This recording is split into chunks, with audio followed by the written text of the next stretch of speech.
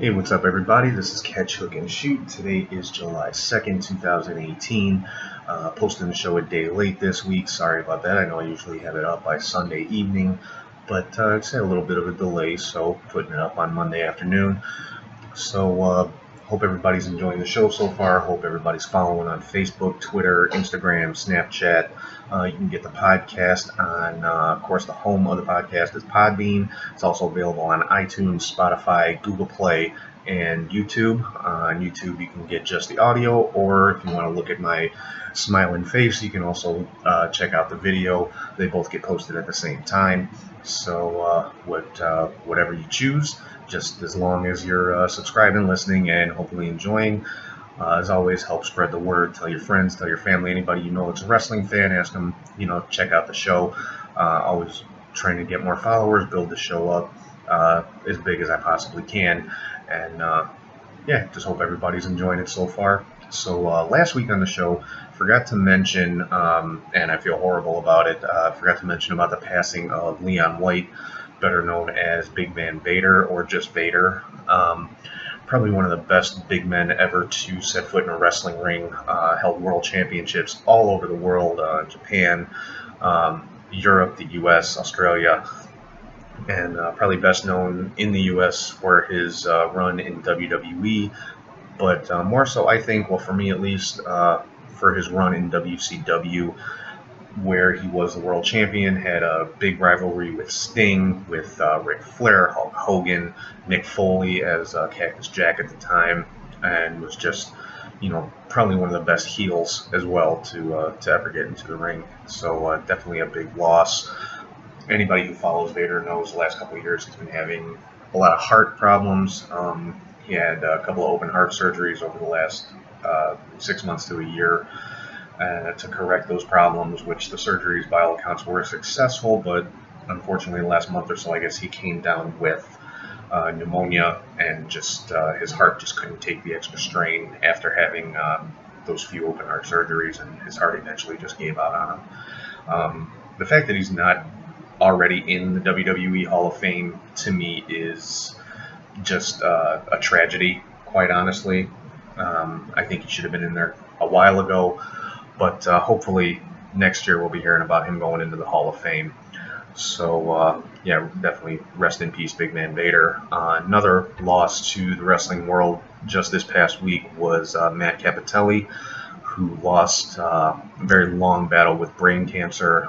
Those who aren't familiar with Matt, he was the co-winner of third season of Tough Enough, along with John Hennigan, who of course now is known as John Morrison or Johnny Mundo, Johnny Impact, depending on which promotion he's wrestling in at the time. But yeah, Matt Cappotelli was the co-winner in the same season. Had a couple matches on the main roster right after that season of Tough Enough, and then went down to Ohio Valley Wrestling, which was a developmental territory for WWE at that time, and just had a really, really bright, promising future. He was supposed to come up, I believe it was 2005, to be in a tag team with The Miz, which would have been fantastic. Unfortunately, that's when he was diagnosed with brain cancer, had to undergo surgery and treatment, and had to retire from the ring.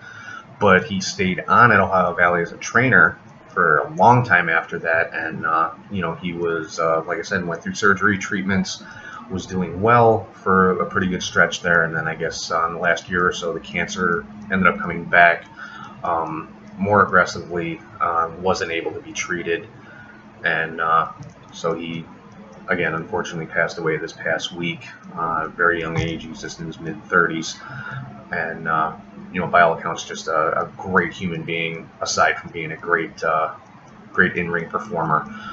Never had the pleasure to meet him myself, but I got to see a few of his matches before he had to retire from the ring, and it was definitely a big loss, because he could have been a huge star in WWE, I think.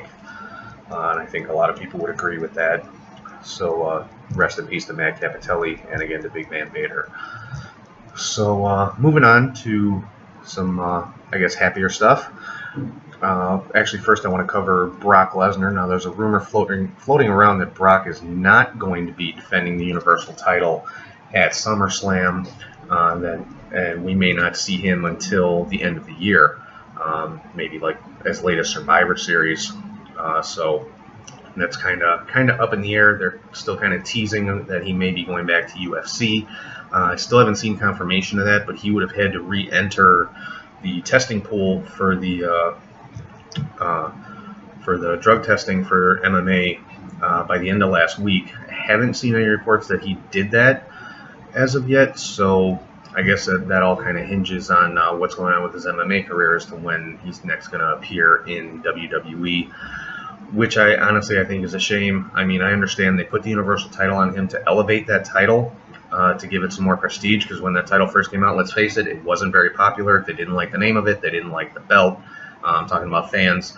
So, you know, what do you do to kind of elevate that title, give it a little more meaning? You put it on somebody like Brock Lesnar, who's an attraction, and only have him defend it every few months kind of makes it a little more important. They definitely accomplished that goal, so I think it's definitely time to put that title on somebody else who is going to be on TV every week. I mean, Brock is the only champion who you only see 2 or 3 times a year. In boxing and MMA, that's one thing, because that's just how those sports are.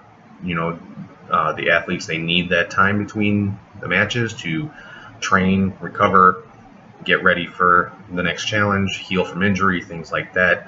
Pro wrestling, you expect to see the guys on TV every week. You expect to see the titles, you know, regularly defended at least once a month at the pay-per-views, and even on TV once in a while. So I definitely think it's time to put the Universal title on somebody else, whether it's Roman Reigns, whether it's Braun Strowman, whether they go a different direction, maybe Finn Balor, Seth Rollins. Dean Ambrose is supposed to be coming back soon. So, I mean, there's no shortage of guys on Monday Night Raw that could carry that belt. Even Bobby Lashley, it looks like they're trying to kind of hint at a match with him and Brock, which I say it's about time. Quite honestly, I think that should have been done the moment Bobby Lashley came back. They should have put him directly into a program with Lesnar. Even if Lesnar's not on TV, you have Heyman come in, stir the pot, you know, and it could have been a nice big build to a great match with the two of them. So hopefully they'll take it in that direction. That's what I'm hoping to see. I'd love to see Bobby Lashley and Brock Lesnar go at it. So moving on to some Ring of Honor dealings here. Of course, everybody knows All In is coming up here in Chicago in September. The NWA Championship is to be defended at that show. It's supposed to be Cody Rhodes and Nick Aldis for that title. Nick Aldis, of course, current NWA champion.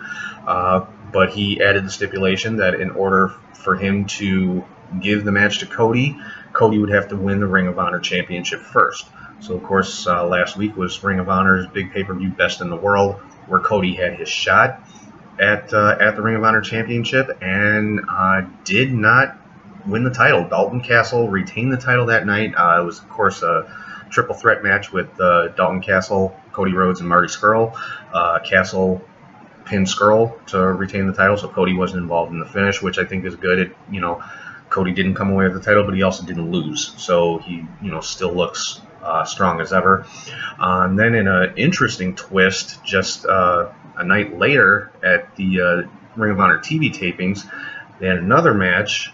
This one was a 4-way match, adding Jay Lethal into the mix, and Jay Lethal came away with the Ring of Honor Championship for his second reign. So, kind of, like I said, an interesting twist there. I'll have to see. I'm sure Cody will get another shot.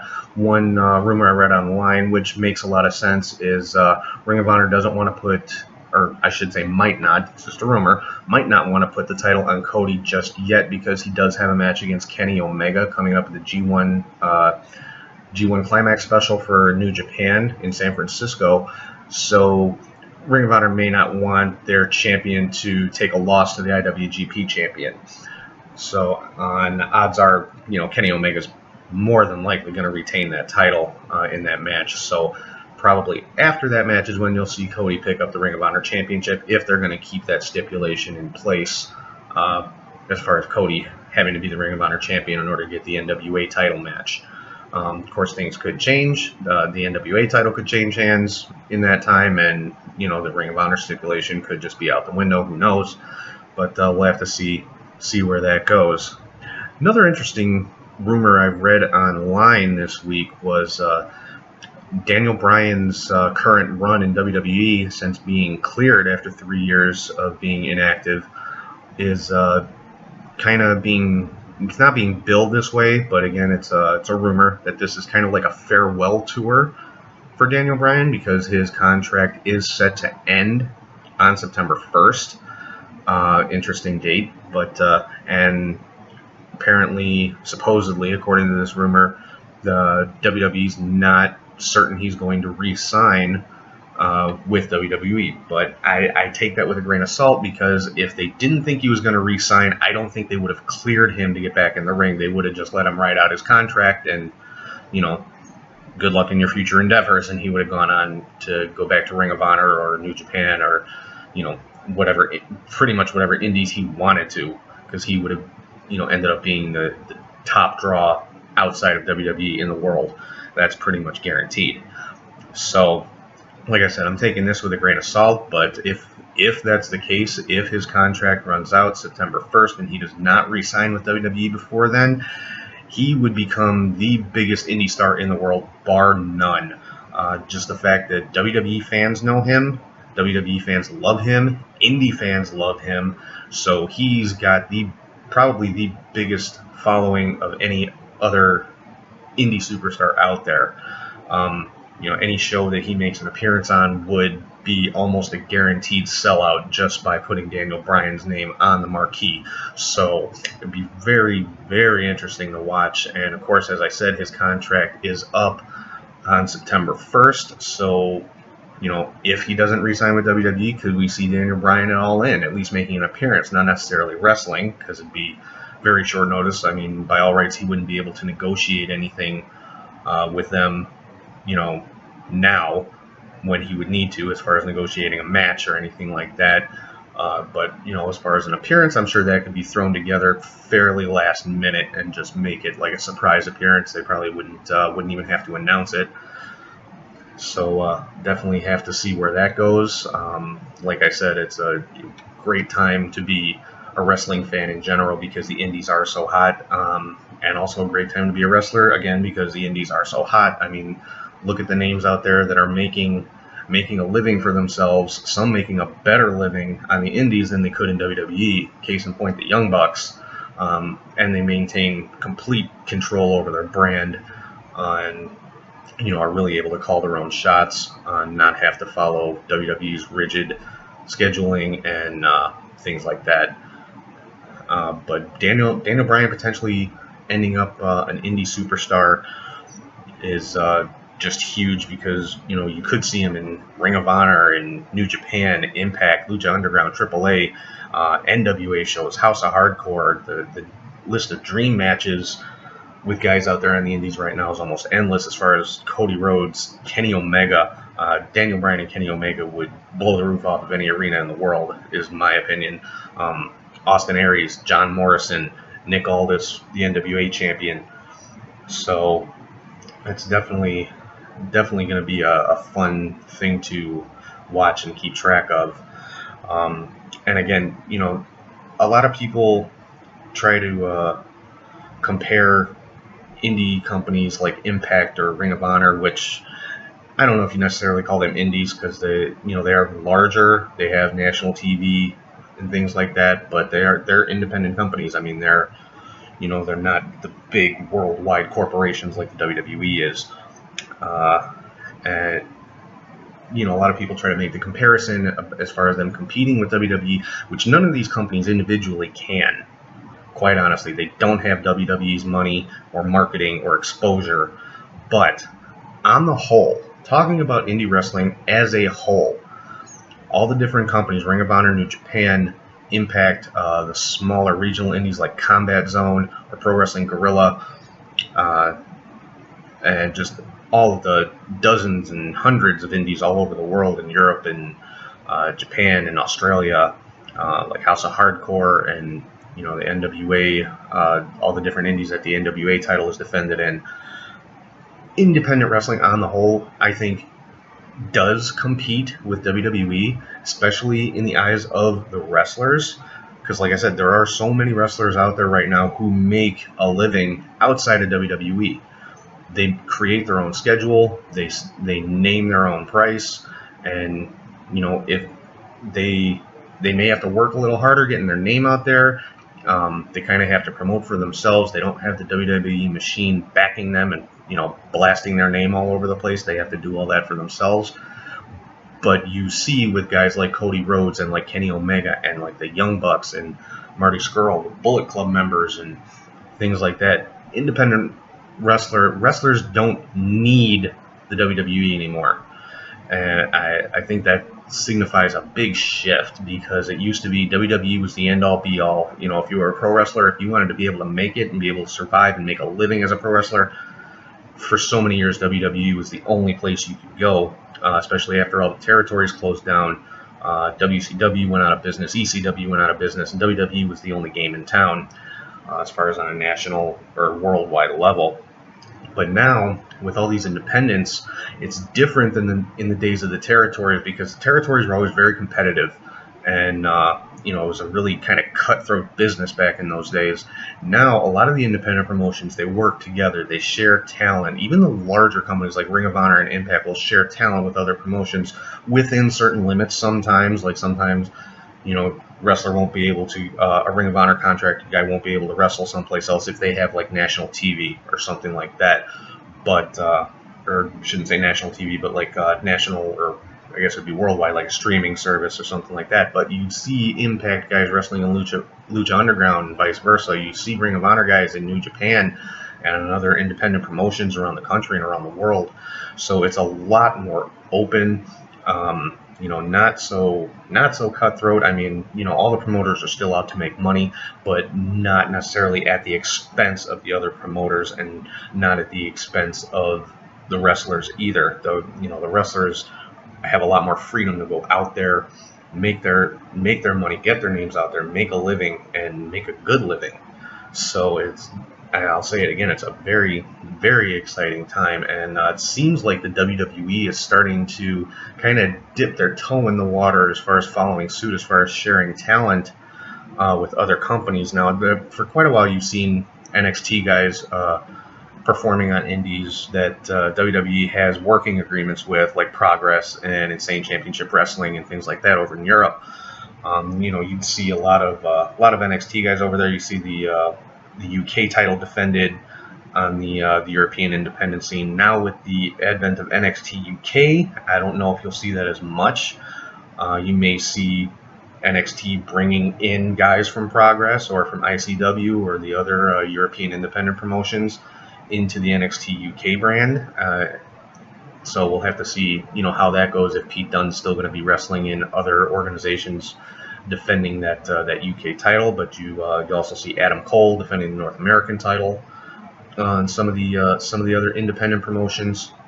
So it seems like WWE is kind of going through a feeling out process. It was actually just announced that, and this is pretty big, the first main roster star, Hideo Itami, is going to be going back to his original home promotion, Pro Wrestling Noah, in Japan to perform. Apparently Noah and WWE have worked out an arrangement to kind of share Hideo Itami. So it seems like this is it wasn't marketed this way, but it seems like it's kind of a testing phase. Let's see how this works out. Let's see, is he still going to be that big draw in Japan? Can we send him over there and, maybe make a little money for us off of it and make some money for Pro Wrestling Noah off of it, getting their, former top name superstar back over there for a few shows. And if that works out, who knows? If WWE starts working out talent sharing agreements with independent promotions, that could be huge. I don't think you'll ever see a Roman Reigns or a Seth Rollins or an AJ Styles. I don't think you'll see any of the top tier guys shared in any other promotions, simply from a viewpoint of, well, we don't want those guys getting injured on some indie show. So as much as I'd love to see a talent exchange between WWE and New Japan, especially to use the Bullet Club. I'd love to see a Bullet Club invasion of WWE. I don't think you'd ever see, like I said, top name talent being sent elsewhere to actually wrestle. Maybe make appearances, but not actually wrestle. because, like I said, they're not going to want an AJ Styles getting injured at a New Japan show and being out for X amount of months. So I don't think you'll ever see it to that level where you're trading an AJ Styles for a Kenny Omega for 6 months or something like that. But mid-card guys, NXT guys, I definitely could see that happening. It opens up a lot of doors for people, and I think the fans can only benefit from that. So again, something to watch and see where it goes. I think it's going to be a very slow process. It's not going to be something that's going to happen overnight. Like I said, the deal with Hideo Itami, I think it's kind of like a testing phase, just dipping their toe in the water. I don't think WWE has a lot of confidence in Hideo Itami anyway, because he had so many injury issues when he first started with NXT. He was out for the better part of a year with injuries, and then came back and was injured again. So, it's like I said, it's kind of a testing phase. Okay, we'll try it with this guy that we don't necessarily have a whole lot of faith or confidence in, see how it works, and then kind of go from there.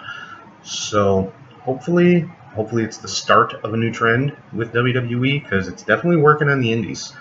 Being able to see Brian Cage on Impact and then on Lucha Underground and then on another indie show, it works for the promoters, it works for the wrestlers, it works great for the fans. So hopefully WWE will get on board with that, and you'll see a little bit more of this in the future.